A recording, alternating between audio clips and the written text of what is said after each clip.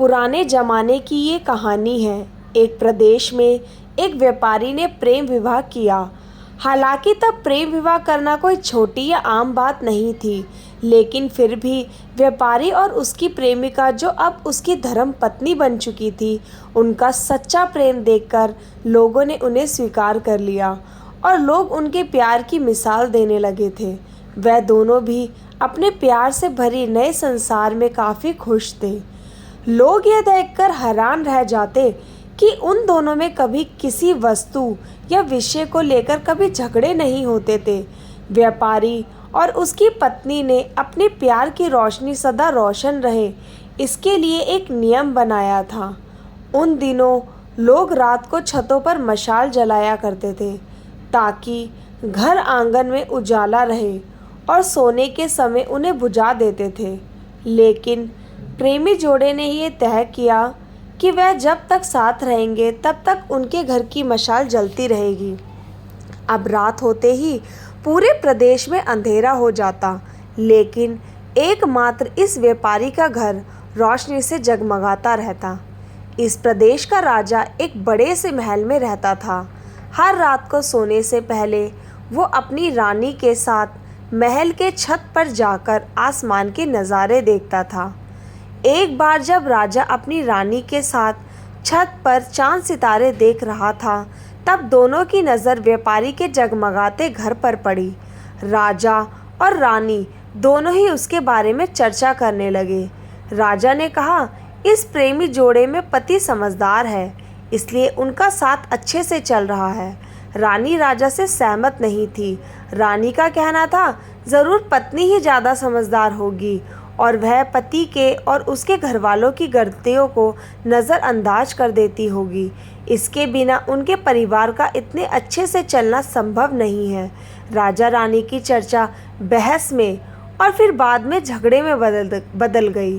अंत में राजा ने कहा कि हम क्यों झगड़ा करें, एक काम करते हैं, उनकी परीक्षा लेते हैं और देखते हैं कौन ज़्यादा समझदार है। रानी को भी यह सुझाव पसंद आया।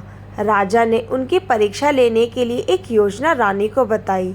अगले दिन योजना के मुताबिक रानी ने व्यापारी के घर एक स्त्री को भेजा। वह स्त्री व्यापारी के पास गई और उससे बोली, मैं तुम्हारे लिए रानी का एक संदेश लेकर आई हूँ। वो स्त्री संकोच करते हुए व्यापारी से बोली कि रानी को तुम बहुत पसंद आ गए हो।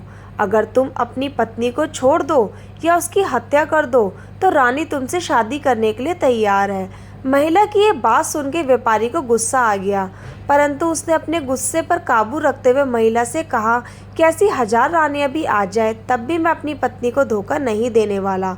तुम मेरी तरफ से रानी से माफ़ी मांग लेना और कहना ऐसा प्रस्ताव दोबारा ना भेजे। उस स्त्री ने सारी बात राजा और रानी को जाकर बता दी। व्यापारी का ऐसा जवाब सुनकर राजा बहुत खुश हो गया, क्योंकि राजा ने जैसा सोचा था व्यापारी उतना ही समझदार निकला। अब व्यापारी की पत्नी की परीक्षा की बारी थी। राजा ने एक आदमी को उसके पास भेजा। आदमी ने व्यापारी की पत्नी से कहा, राजा को तुम बहुत पसंद आ गई हो। राजा ने कहा है, अगर तुम अपने पति को मार देती हो तो वह तुमको अपनी रानी बना लेंगे। आदमी की बातें सुनकर पहले तो व्यापारी की पत्नी कुछ भी नहीं बोली। जब आदमी वहां से जाने लगा तब पीछे से व्यापारी की पत्नी ने कहा कि आज रात को जब मशाल बुझ जाएगी तो समझ लेना मैंने अपने पति की हत्या कर दी है। राजा के आदमी ने इस घटना का वर्णन राजा और रानी के सामने जाकर किया। राजा को व्यापारी की पत्नी पर काफ़ी गुस्सा आया, लेकिन रानी ने राजा से कहा कि वह सिर्फ ऐसा कह सकती है, कर नहीं सकती, आखिर वह उसकी पत्नी है और प्रेमिका भी। राजा ने तय किया कि व्यापारी को खतरे में नहीं डालना चाहिए, इसलिए राजा ने अपने कुछ सिपाहियों को आदेश देकर उसके घर के पास खड़ा रहने के लिए कहा। राजा ने उनको समझाया कि जैसे ही व्यापारी के घर की मशाल बुझे तो तुरंत उसके घर में घुस जाना और व्यापारी को बचा लेना। रात होते ही राजा और रानी अपने महल के छत पर आकर व्यापारी के घर की तरफ देखने लगे। आधी रात हो गई लेकिन कुछ भी नहीं हुआ। रानी राजा से कहने लगी, देखा, मैं कहती थी ना, वो सिर्फ कह सकती है, ऐसा कर नहीं सकती। रानी ने ये शब्द कहे ही थे कि राजा ने देखा कि व्यापारी के घर की मशाल बुझ चुकी है। राजा को व्यापारी की चिंता होने लगी। थोड़ी देर बाद राजा के वह सिपाही जो व्यापारी की सुरक्षा के लिए वहां खड़े थे, राजा के पास आए और उन्होंने राजा को व्यापारी की मौत की खबर सुनाई। राजा ने कहा, तुम्हारे होते हुए व्यापारी कैसे मर सकता है? सिपाहियों ने कहा कि उसकी पत्नी ने दिन में ही जहर दे दिया था और रात को पति के मरने के बाद उसके घर की मशाल बुझाई, इसलिए हम कुछ भी नहीं कर पाए। राजा को इस घटना से न सिर्फ व्यापारी की पत्नी से बल्कि औरत जात से ही नफरत हो गई थी। व्यापारी की पत्नी के बेवफाई के विचार उसे पूरी रात आते रहे। राजा उस रात 1 मिनट भी सो नहीं पाया। राजा को इस बात का काफ़ी पश्चाताप हुआ कि उसकी वजह से व्यापारी को अपनी जान गंवानी पड़ी। सवेरे राजा ने अपने एक मंत्री को बुलाया और उसे आदेश दिया कि मैं शिकार करने जा रहा हूँ। जब तक मैं लौटूंगा, इस प्रदेश की सभी महिलाओं को गला काटकर मार देना। राजा का ऐसा आदेश सुनकर मंत्री ने राजा को काफ़ी समझाने की कोशिश की, लेकिन राजा उसकी एक भी बात सुनने के लिए तैयार नहीं था और राजा ने उसे धमकी दी कि अगर तुमने यह काम पूरा नहीं किया तो सबसे पहले मैं तुम्हें ही मौत की सज़ा सुना दूंगा। राजा के शिकार पर जाने के बाद मंत्री काफ़ी चिंता में डूब गया। जब मंत्री को कुछ भी नहीं समझ आ रहा था तो मंत्री सीधा अपने पिता के घर पर गया, जो पहले राजा के पिता के यहाँ मंत्री रह चुका था और काफ़ी समझदार था। मंत्री ने अपने पिता को सारी बात बताई। बेटे की बातें सुनने के बाद उसके पिता ने उससे कहा कि सबसे पहले तुम कहीं जाकर छुप जाओ, क्योंकि राजा जब लौटेगा और देखेगा कि तुमने उसका हुक्म नहीं माना तो वह तुम्हें सजा देगा। मैं देखता हूँ किसी तरह राजा को समझाता हूँ। रात को जब राजा लौटा और उसने देखा उसके प्रदेश की सभी महिलाएं पहले की तरह ही अपना काम कर रही हैं, घूम रही हैं, तो उसे मंत्री पे बहुत गुस्सा आया। हर जगह वह मंत्री को तलाश करने लगा, पर जब मंत्री नहीं मिला तो राजा सीधा मंत्री के पिता के घर पहुंचा। राजा ने मंत्री के पिता से मंत्री के बारे में पूछा। वह राजा को शांत करते हुए उन्होंने पानी दिया, बैठने के लिए किया और राजा से पूछा कि आप क्यों सभी महिलाओं को मारना चाहते हैं। राजा ने व्यापारी वाली पूरी बात मंत्री के पिता को बताई और मंत्री के पिता ने राजा से कहा कि आपने जो फैसला किया है मैं उसे गलत नहीं बता रहा हूँ, लेकिन मैं जो एक छोटी सी कहानी जो मैं जब कभी मंत्री हुआ करता था तब मेरे साथ घटित हुई थी वह मैं आपको सुनाता हूँ। उसके सुनने के बाद जो भी आपका फैसला हो वो आप ले सकते हैं। एक दिन मैं जंगल से गुजर रहा था। अचानक एक नकाबपोश घोड़े पर सवार होकर आया और मुझे बंदी बनाकर घसीटते हुए कब्रिस्तान लेकर गया। वह मुझे एक कब्र के पास लेकर आया। वहाँ पर पहले से ही एक कब्र खुदी हुई थी और एक सर कटा आदमी उस कब्र में था।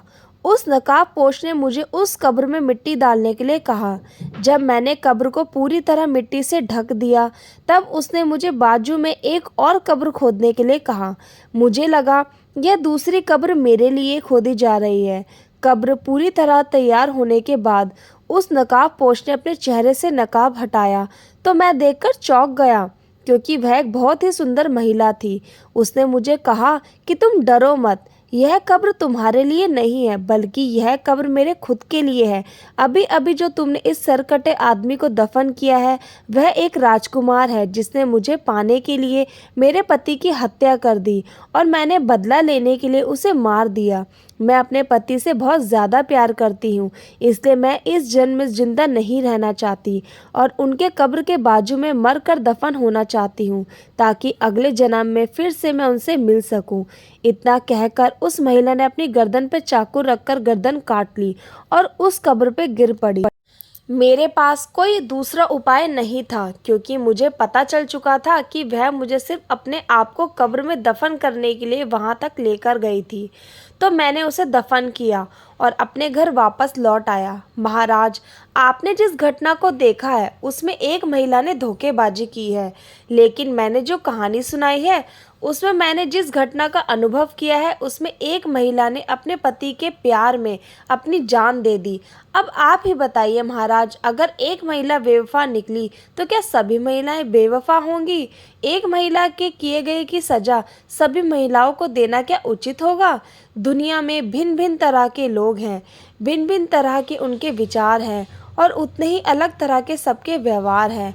हम एक आदमी का व्यवहार देखकर बाकी सबके लिए कोई फैसला नहीं कर सकते।